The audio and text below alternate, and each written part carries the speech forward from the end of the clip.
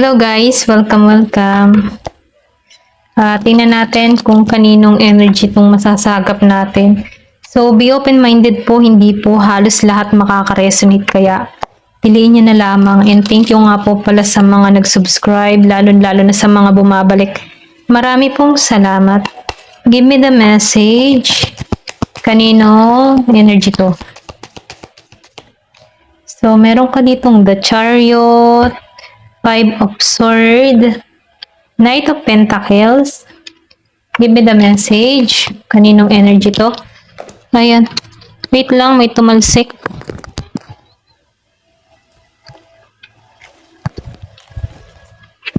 Ayan. Meron ditong Eight of Cups. Give me the message. Meron ako nakikita ditong Sagittarius, Gemini, Aquarius, and Libra.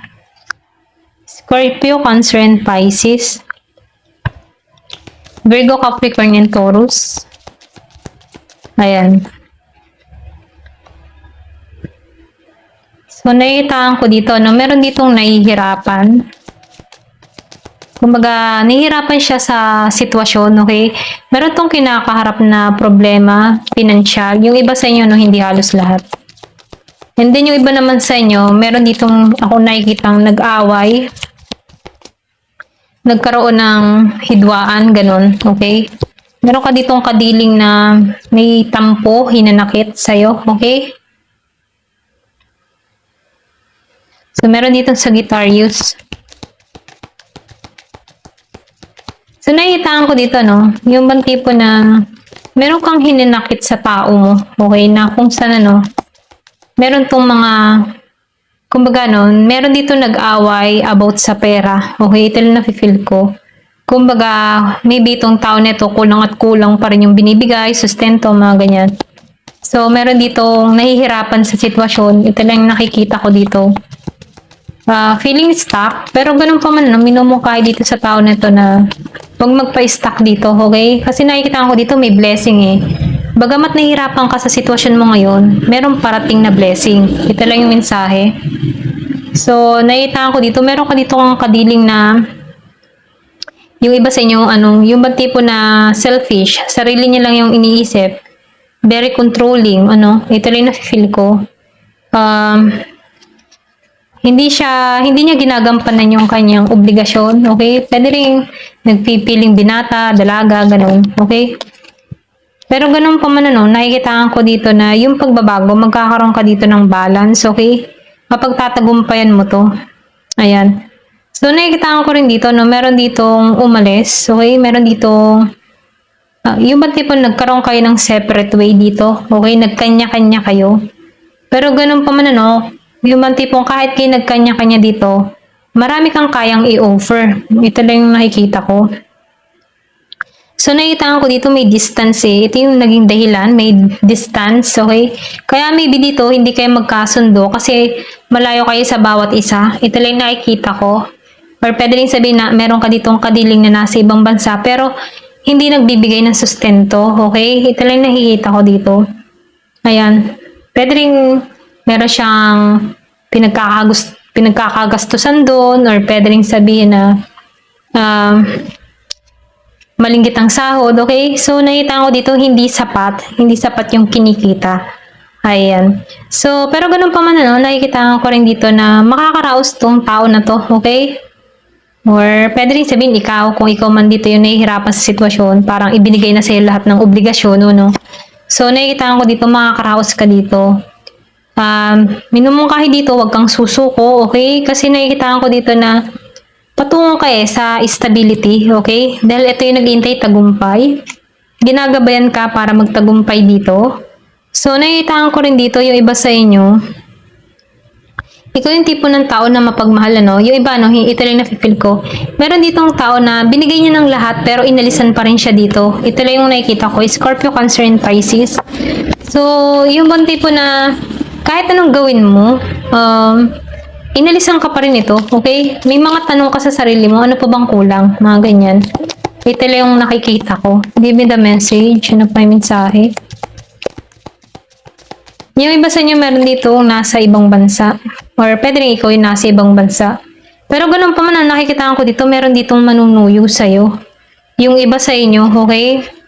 Or pwede rin new person to, meron ditong bagong manliligaw, bagong mangingibig, okay? Ito lang yung nakikita ko. Kasi hindi ka nagkaroon ng tagumpay sa past person mo, yung iba sa inyo. Pwedeng hiwalay na kayo ng tao mo. Ito lang yung nakikita ko. Kasi dito sa the world, hindi naging matagumpay, hindi naging maayos. Ayan, malayo sa bawat isa. Pero ganun pa man, nakikita ko dito, meron dito manunuyo, okay? Pwedeng new love to or bagong manghihibig. So, nakikita ko rin dito, no, nahihirapan ka pagdating sa financial. Yung iba, kung kanino mang energy to, merong nahihirapan sa financial. Hindi stable, ayan. Pwede rin meron ditong tumulong sa'yo, okay? Sa sitwasyon na pinakaharap mo dito. Meron ditong Virgo, Capricorn, Taurus, so. Tama, meron ditong tutulong sa'yo. Ito lang yung mensahe, ano. Meron ditong tao na magbibigay ng suporta sa'yo, okay? Then, nakikita ko rin dito, new love, yung iba sa inyo.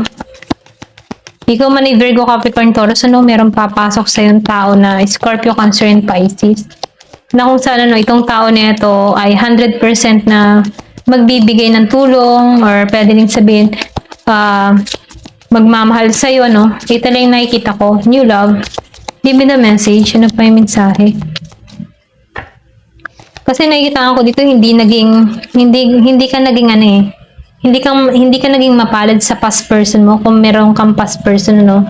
So meron ditong tutulong sa iyo kasi kita nito yung responsibilidad mo or kita nito yung paghihirap mo, no. Ito lang yung nakikita ko. Pwedeng meron ditong nakakakuha ng simpatsya mo. Okay, naaawa sa iyo sa sitwasyon na kinakaharap mo. Pwede rin sabihin na ikaw yung tipo ng tao na father and mother sa anak mo, okay?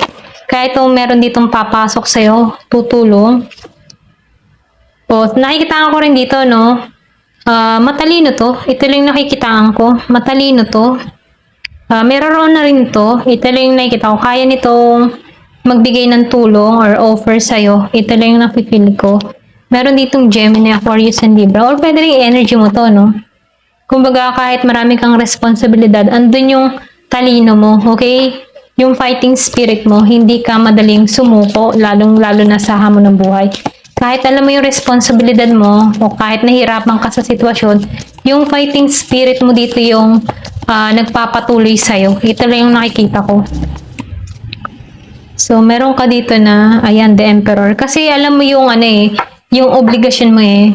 Kumbaga, kahit mahirap yung sitwasyon, ginagawa mo to ng paraan para makaraos sa buhay. Pero ganun pa man, nakikita ko rin dito na meron ka, yung iba sa inyo meron nakakausap online.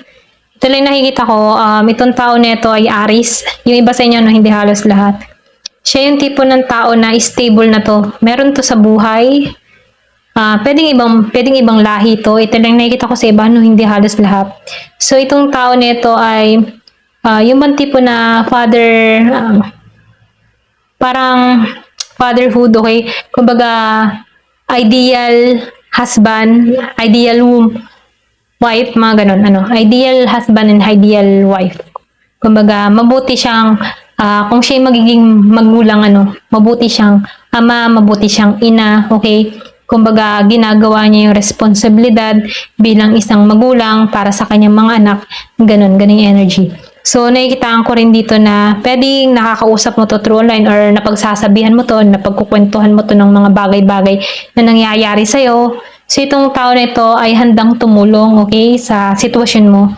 And then, nakikitaan ko rin dito na itong tao na ito ay matagumpay na, okay? Meron to sa buhay or pwede rin sabihin businessman, businesswoman, mga ganun. So, nakikitaan ko dito na maayos to, okay? Ito lang nafe-feel ko. So, tingnan pa natin dito, no, sa situation mo. Give me the message.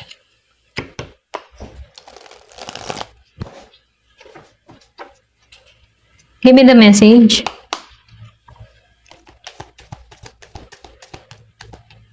So, meron ka dito na meeting, o, di ba?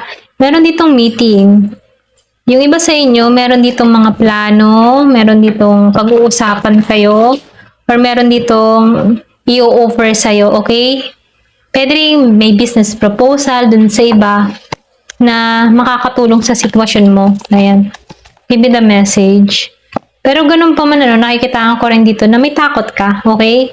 Kumbaga may pagdududa ka rin dito sa tao na to. Baka kasi mamaya scammer eh. Kaya meron kang takot, okay? Kumbaga nagiging ka lang maingat dito. Ayan. Yung iba sa inyo, no, hindi halos lahat. Give me the message. Pero ganun pa man, nakikita ko dito na unconditional love yung gusto nitong iparamdam sa'yo, okay?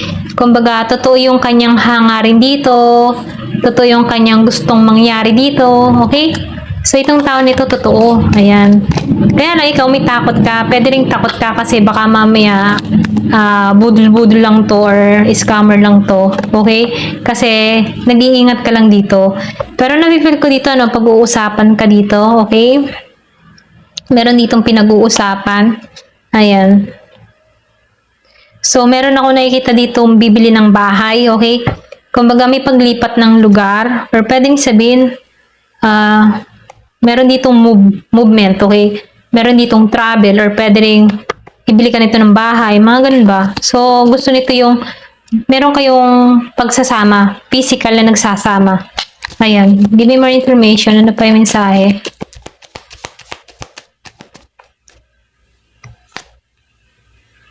So, nakikita ko rin dito, tahimik lang tong kumikilos. Ayan. Pwedeng sorpresa. Masurpresa ka sa mga gagawin ng tao na to. Excuse me po. Pero ganun pa man, nakikita ko dito na ready na to. Okay? Ready na tong kumilos sa'yo. Okay? Kumbaga excited na rin tong tao na to. Kaya lang ikaw may takot ka dito eh. Kasi kaya ka takot dahil malaki yung responsibilidad mo. Pwede rin yun nga, single mother, single father, kaya merong takot, okay? Hindi ka basta-basta nagtitiwala. Alam mo yung responsibilidad na nakapasan sa'yo. Kaya ikaw ay nagiging maingat. Ayan, pwede rin sabihin na gusto nito yung tao nito na ikaw lang yung makasama, okay? Pero ikaw, nakikitaan ko dito, pwedeng tinitimbang-timbang mo yung sitwasyon, okay? Give me the message.